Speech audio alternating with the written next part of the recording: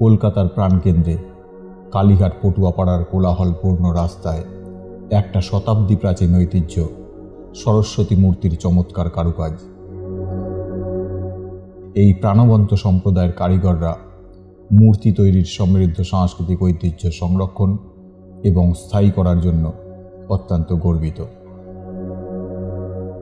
এটা এমন একটা কারুকাজ যা প্রজন্মের পর প্রজন্ম ধরে চলে আসছে। ভাস্কর্য তৈরির প্রক্রিয়াটি হাত এবং কল্পনার একটা জটিল মিশ্রণ। আমাদের কারিগরদের কয়েক দশকের অভিজ্ঞতায় কাদামাটি জীবনের শ্বাস নেয়, সরস্বতীর ঐশ্বরিক মর্ম ফুটে ওঠে।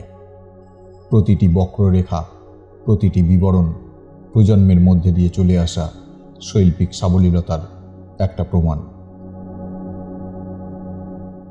মূর্তি, ঐতিহ্য এবং উদ্ভাবনের সংমিশ্রণ জ্ঞানের দেবীর কাছে একটা চাক্ষুষ স্তবক হিসাবে দাঁড়িয়ে আছে।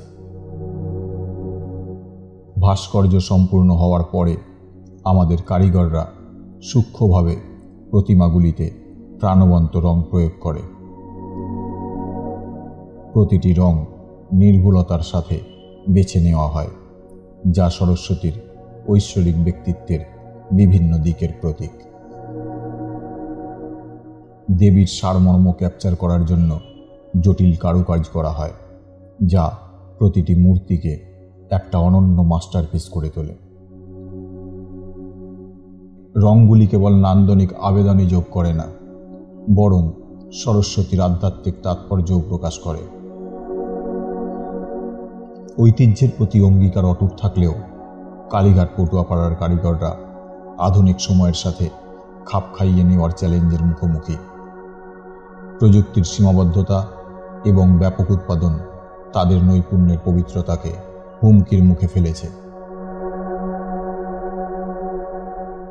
তবুও আমরা দৃঢ়ভাবে এই বিশ্বাসকে ধরে রেখেছি যে হস্তনির্মিত সরস্বতী মূর্তিগুলি একটা আধ্যাত্মিক অনুরণনকে মূর্ত করে, যা মেশিনগুলি কখনোই প্রতিফলিত করতে পারে না।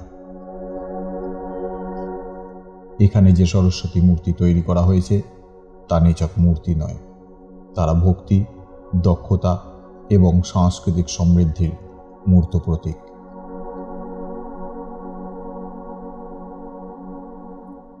আমরা যখন ভাস্কর্য সংরক্ষণ করতে থাকি, আমাদের আশা যে বিশ্ব সেই গভীর শিল্পকলার স্বীকৃতি দেবে যা কালীঘাট পটুয়াপাড়ার কারিগরদের সংজ্ঞায়িত করে। সঙ্গে থাকবেন, ভালো থাকবেন। ভিডিওটা দেখার জন্য ধন্যবাদ।